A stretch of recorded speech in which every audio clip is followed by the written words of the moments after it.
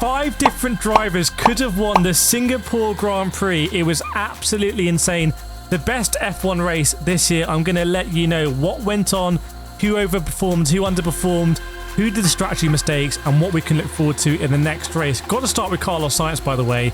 Qualified on pole because his sector 3 in qualifying was absolutely insane. Ahead of George Russell. Led every single lap of this race. Why? He pitted at the right time under the safety car and was able to maintain track position. He also did not pit under the virtual safety car, maintain track position, and at the end he played some 5G chess. Lando Norris was behind him, 2 Mercedes behind them on a much faster tyre, but Sainz was dropping back to allow Lando Norris into the slipstream and get the DRS. Actual sort of 5G chess we haven't seen for Formula 1 in a long time.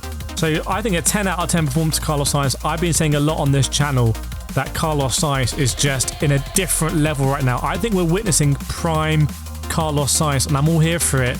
Who is a driver in a shadow at the moment? Has to be Charles Leclerc. Going to Lando Norris, wasn't really in the limelight, I have to say. He qualified in P4, finished in P2, but did everything right.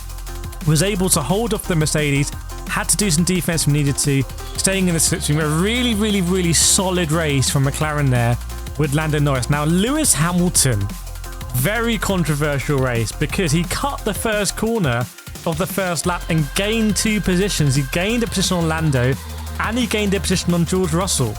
And he did not give those positions back for a very long time. In fact, he was already under investigation. I thought that was very dodgy because he went side by side with Russell. Russell didn't really squeeze him off. We ended up cutting the circuit. Now, George Russell should be up there in P3, but George Russell made a big driver error mistake on the last lap, the very last lap. He's in 3rd place, trying to get a second from Lando Norris. Driver mistake, hit the barrier on entry and went straight off and crashed. Did not finish on the race. I saw him after the race. He didn't look anything like George Russell. He looked like a beaten man. That's a real interesting dynamic shift. Hamilton, the wiser head, the older man, able to finish and get on the podium. George Russell sort of just binning it in the wall. I think that's a big shift there. By the way, Lewis Hamilton up to 3rd now in the Drivers' Championship. Charles Leclerc in P4. I think the victim of Ferrari strap. There was a virtual safety car that came out with about, I think maybe 15, 16, something like that, laps to go. And they did not pit Charles Leclerc, and the Mercedes, who were right in front of him, they both pitted fast tyre. That meant Charles Leclerc got track position ahead of the Mercedes, but he was just he was a lamb to slaughter, basically. I was saying on the stream, we had 15,000 people watching this on stream, 200,000 people in total. Charles Leclerc should have pitted, they should have boxed him. And I still think they should have bought Charles Leclerc, and then they could have split strategy and matched the Mercedes. Arguably, it's worked out for Ferrari because Carlos Sainz has still won the race. Maybe Charles Leclerc, so the Mercedes. But you let me know in the comments if Charles Leclerc has been pitted. Max Verstappen, what can we say about Max Verstappen?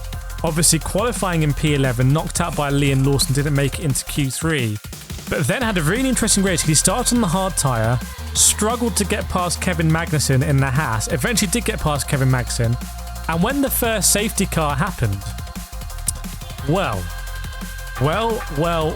the first safety car happened because Logan Sargent lost his front wing, Max Verstappen stayed out, got track position, but essentially because it was a safety car, he ended up in P2 or P3 in the train, but on tyres he would need to pit again, and everyone else had the option to go to the end.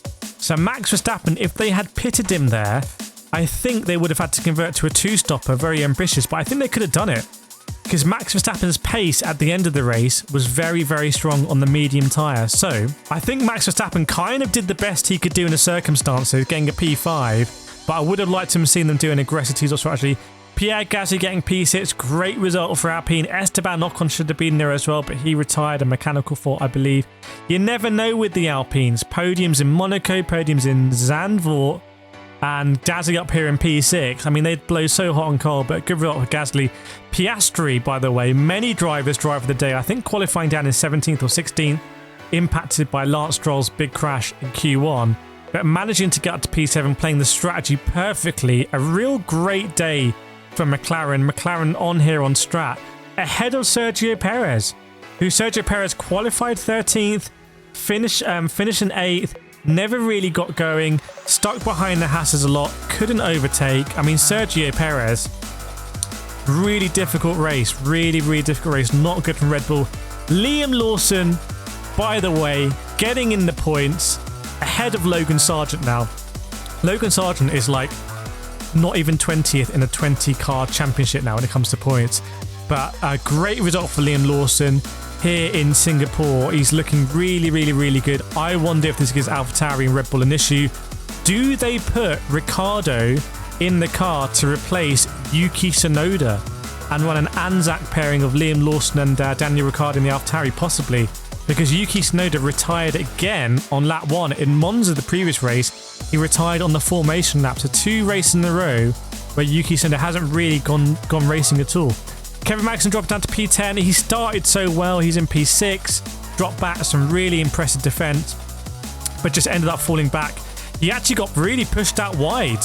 I think one of the drivers had enough and pushed him out wide, and Kevin Magnussen ended up in P10, so missed opportunity there for Haas. Alex Albon in P11. This is going to be controversial because Sergio Perez, I think, was very lucky to not get a penalty for a really strong move on Alex Albon. That basically put Alex Albon in the barrier. Albon should have got a point here.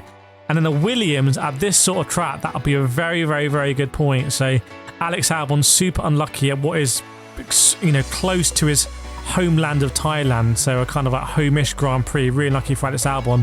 Hopefully they bounce back at Suzuka. Guan Yu Zhou, the weirdest race. Started from the pit lane, boxed like lap 2 or 3, boxed again, and ended up finishing in P12. I think Guan Yu Zhou had the craziest race out of anybody here. So fair play to Alpha, because Alpha looked absolutely terrible, but Guan Yu Zhou did okay. Nico Hülkenberg, a pretty anonymous race, was always in the midfield. Logan Sargent, really weird crash, understeering into the barrier, losing his front wing. Then they called a safety car as they were entering the pits, I believe, because they were worried about that wing going loose on the last corner, which is where Lance Stroll had his weekend-ending crash yesterday. And Fernando Alonso, I think they played it poorly, Aston Martin. They boxed him under the VSC. I would have kept him out, kept track position. They messed up the pit stop, the jack broke, and then I think he spun as well. So it's absolutely disaster, Fernando Alonso, and he ends up finishing last of all the runners. George Russell crashed out.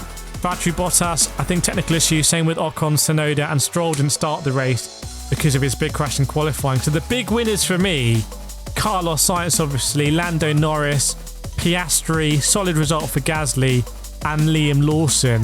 What's going to happen with Red Bull in Suzuka? Make sure you subscribe, because we stream these watch-alongs now and they're getting hundreds of thousands of views, and it'd be great to have you on board. And that's how I saw the race. Let me know if you saw any differently in the comments, and I will see you next time.